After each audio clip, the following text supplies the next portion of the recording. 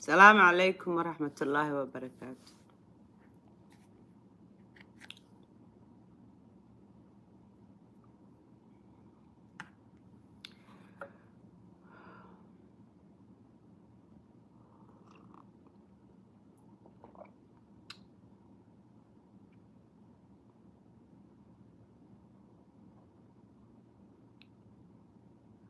Sadia, welcome. How are you?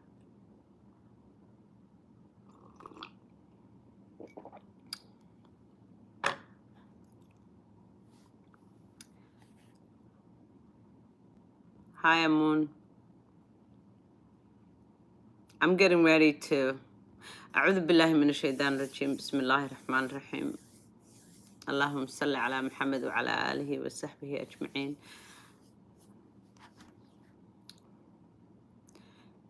I know I'm early. I just came to. I have an appointment, so I'm getting ready to leave. I'm gonna speak English in this episode. I hope it's okay. This is just for my own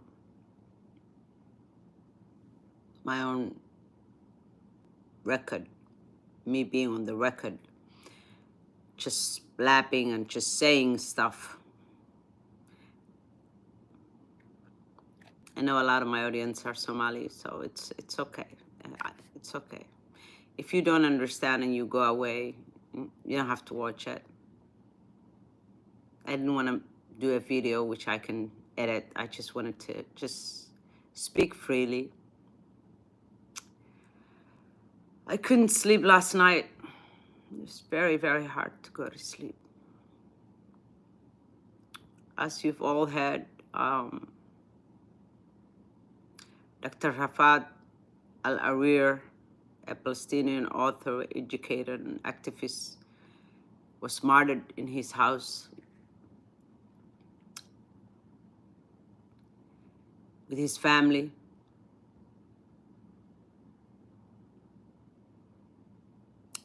By Israel.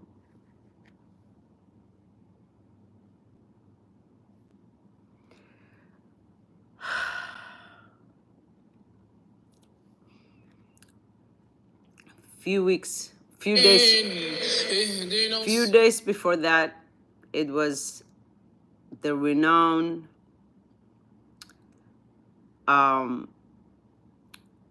scientist that was killed with his family as well.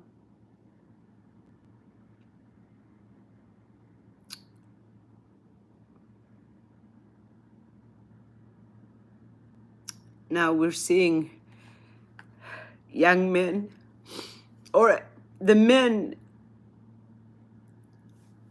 in the community, the Palestinian men, being rounded up, stripped naked,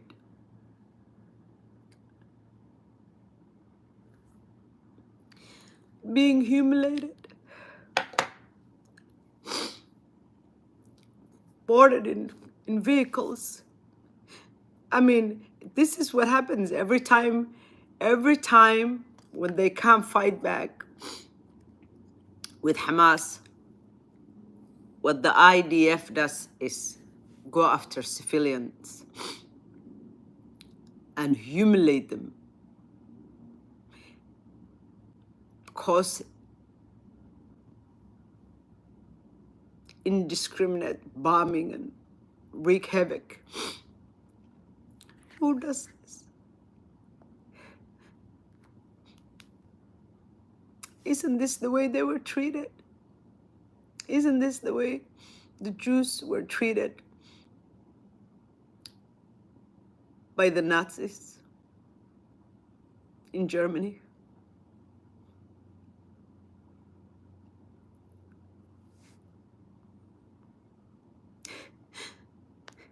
It's like, look at these vehicles. Look, full of young men, naked, their hands tied behind their back. It's like they're meat.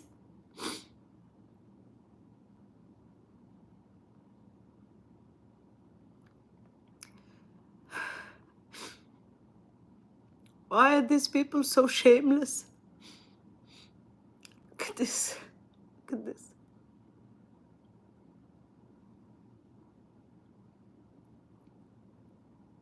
They're calling them Hamas. They're saying, Hamas, surrender. What a liars. Such a liars. It's not true. They will never surrender to you. You'd have to fear death in order for you to surrender, and they don't fear death. You're the cowards who fear death. Everyone knows that you don't want to lose more than 2,000 men in any war. That's how cowardly the IDF is.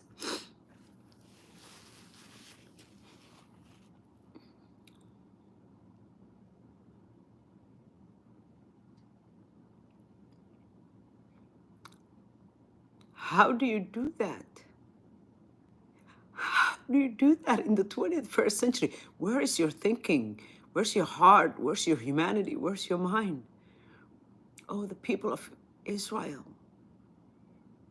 Why are you letting this happen? How were you raised? Why would you allow this monster right-wing government destroy your credibility,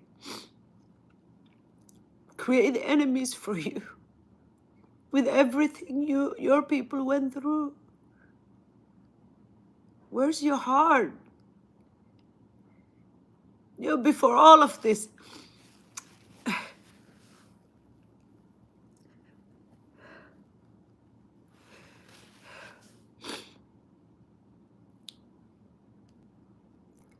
they're destroying, this government is destroying the thinking that the Jews are normally humanists, and they are. Many of them are. We see that, like people like Norm Finkelstein and many, many others. So many amazing groups like Choose Peace. What is it? Choose Groups for Peace or something like. So many of them. Anyway, often the voices that are speaking for the Palestinians, the loudest, happens to be Jews. But then you have these massive amounts of money and power and people who are bullying everyone to submission, including the people's thinking. I mean, a few days ago, there was a hearing in Congress. The heads of 3 Ivy League schools, like Harvard's president, UPenn, and the president of MIT, all of them are 3 females. Check this out. I'm going to let you listen to this. They're being questioned as if they are responsible of the hearts and the minds of young people who no longer want to see and watch what's happening to their brothers and sisters in humanity, regardless of religion or culture or creed. We have people who want to police people's hearts and minds. We don't like what we're seeing. Of course we don't like what we're seeing. Nobody likes what they're seeing. You'd have to be a monster. You'd have to be a sick monster, a pathetic creature to be okay with what's happening in Palestine. to be okay with what we are witnessing and watching, you'd have to be sicko, a sociopath. There's no other way of saying it. Yet we're not supposed to see that. We're not supposed to feel sad about it. We're not supposed to talk about it. We're not supposed to. Where is your thinking? How do you think this is going to end up? Like, how do you think people are going to see or are seeing this country? This country that's obsessed with being admired and adored and to be beloved by everyone. I mean, that's what this country lives for, the admiration of others, the adoration of the international community, by hook or by crook. You better love me, you better respect me, you better honor me. Well, you better show a respect and honor. You have to be a regular nation that does not steal people's lands, that does not commit atrocities.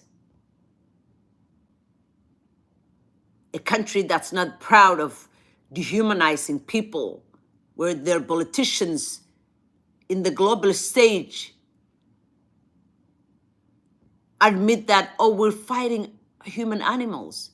No, when you say like that, when you say things like that, ordinary folks, people with hearts and minds, decent people will actually see you as the human animal. Because no decent human being who has an ounce of integrity or thinking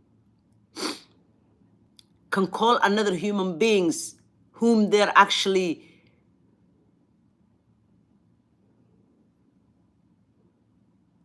committing apartheid against, whom they're keeping in an, I wouldn't call it an open-air prison, but more like a concentration camp, whom you control their water, their fuel, their food, whom you're not even allowing them to collect rainwater. Who does that? Where's your hearts and minds, people? Who does that? Who the hell are you? It's not your freaking water. It comes from the Creator that created all of us. Don't you see what you're doing?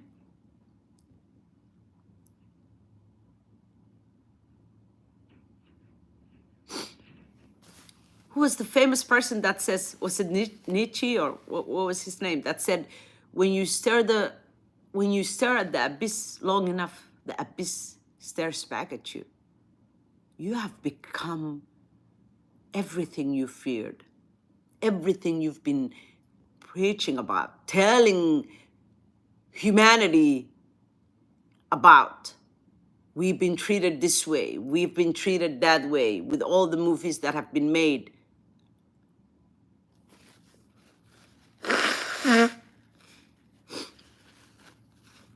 All the stories that have been told in the history books, and rightfully so, but you're destroying all of that, destroying everything you work hard.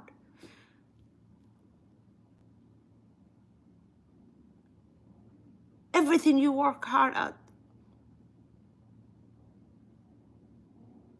Naturally, people are not going to feel sorry anymore, because it's like, well, if you're capable of treating others this way, when the whole world is watching,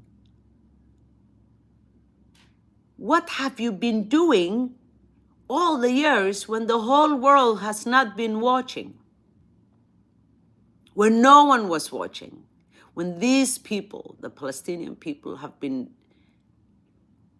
dying and suffering in silence, if you are capable of doing this, committing these horrific, horrendous crimes against humanity, and you're not even flinching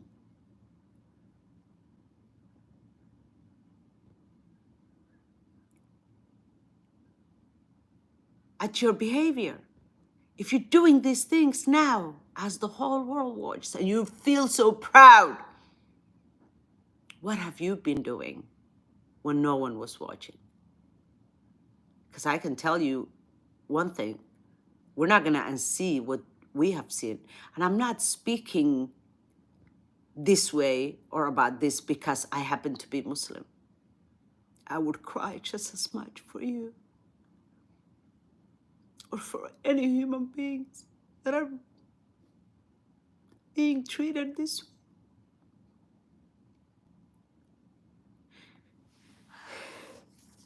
Where's your humanity?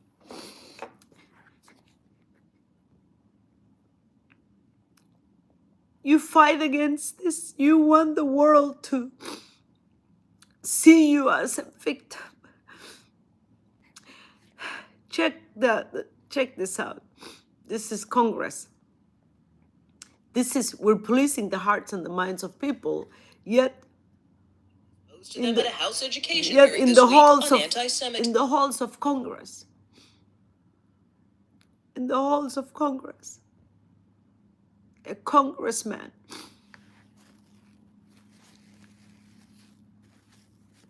said we're going to turn Gaza into parking lot. He wasn't silenced. He wasn't censored. He came in actually a little bit, I guess, few days prior, he's a former IDF soldier. I think Thomas Massey is his name or something. Maybe not Thomas Massey,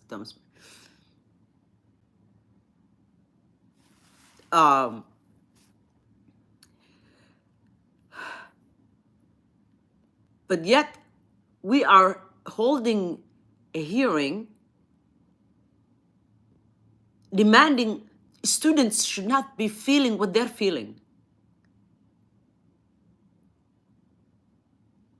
Well, these presidents of these universities don't hold the key to the hearts and the minds of people.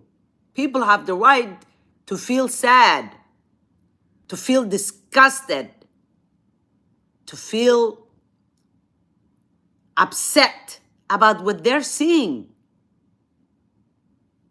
In the 21st century, people being treated this way. Yet you want to be admired, you want to be loved, you want to be adored. No, those days are gone. That country people will never feel the same way about this country. At least Saudi Arabia, when they were destroying Yemen, they were not running around asking people to adore them. And Saudi Arabia does not call themselves a democracy, liberal democracy. And they're not actually, and it's not an apartheid. I mean, it's not like they went to Yemen and occupied Yemen. It's completely different. But still, they never asked for being adored or loved. They could care less about how people feel about them. But a nation and people that live for demanding, like receiving the respect and admiration of others, if they can't get it freely, people who are actually demanding, we must get it, we must receive it, we must be adored by any means necessary. Yet they're doing things like this, not only stealing land, committing apartheid, committing genocide, But they're doing it openly, and as the whole world watches, the propaganda, the amount of propaganda that they're unleashing, it's not even sticking, because people can see through what they're doing, what you're doing, oh Israel. It's kind of pathetic. It's almost sociopathic that you don't feel ashamed. The audacity that you think your people, your humanity is better than or more worthy than. No, it's not. You're not chosen. No one is. We were all created equal. And just because you think so or you say so doesn't mean everyone else have to submit to that nonsense. If you believe in God, you wouldn't be behaving the way you're behaving. This is the precedence. The way they're being treated. Check this out. The president of Harvard, UPenn, and MIT. Does calling for the genocide of Jews violate MIT's code of conduct Stefanik or is rules such a regarding bullying and pathetic harassment? Yes or no? If targeted at individuals, not making public statements. Does calling for the genocide of Jews violate Penn's rules or code of conduct? Nobody, first of all, call for the genocide of Jews. We wouldn't allow it. No one would allow it. Especially in America. No one would stand for that. No, people say intifada, intifada. Intifada means uprising. Uprise, rise up, rise up. That's what it means.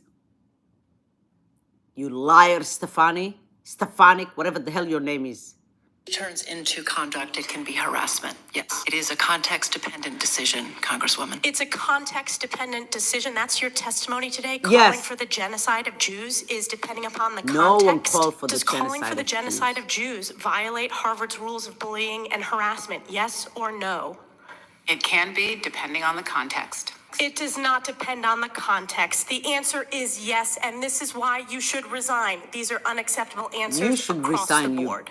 Today, New York Republican Elise Stefanik announced a congressional investigation with subpoena power into the universities, which are facing widespread They're condemnation. demanding, these groups, like IDL and all these groups, what they're demanding is, how dare students rise up against what Israel's doing to the Palestinians? Can you believe that? You can't force people's minds to submit to you and be okay with the horrific crimes against humanity you're committing. This is not okay in the 21st century. It would be different if you were at war with another country, regardless of what might happen, you know, what you might do. But unleash this much hatred towards people that you're basically holding them hostage against their will. They cannot even leave Gaza. Knowing everything we know right now about October the 7th, and the fact that there's so much that's wrong around this whole thing. Every day, some of these stories are being debunked. Every day. Every day, your own newspapers, like Haaretz, are debunking so many false stories, like 40 babies beheaded and being beheaded, and pregnant woman's child being, fetus being snatched, taken out of her stomach and being shot or stabbed. All this did. So many of these kids being chained together and being burned, and, you know, child being put in the oven. All these things are being debunked. What else is there? Like, how many other things that are going to come out that's not true, that has not happened? And we know that they happened. We know they took hostage. We know a lot of civilian Israelis were killed by their own government, Hibachi helicopters, including their captors. But this whole thing was ignored.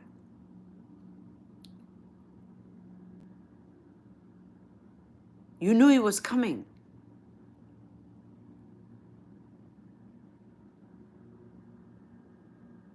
Like, when we hear all these things, when people hear all these things, and the horrific crimes you're committing shamelessly, as the whole world watches, yet you want to control how we feel about it. Well, you can't. You cannot. And to think that nothing is ever going to change, everything will remain the same, you will always be the powerful and mighty, it's the dumbest thing ever. Because we all know nothing stays the same. The powerful today will not be powerful tomorrow. The powerless today will not be the powerless tomorrow. Nothing stays the same forever. It's a shame that as civilized as we thought we have become as humanity, as human beings, we have not learned much. We're seeing the abuse become the abuser.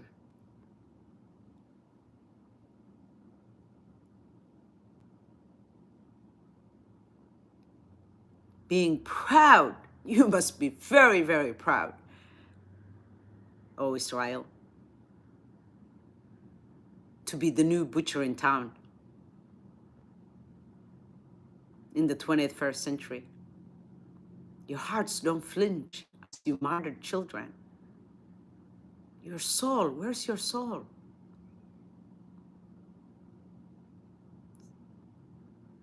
What a shame.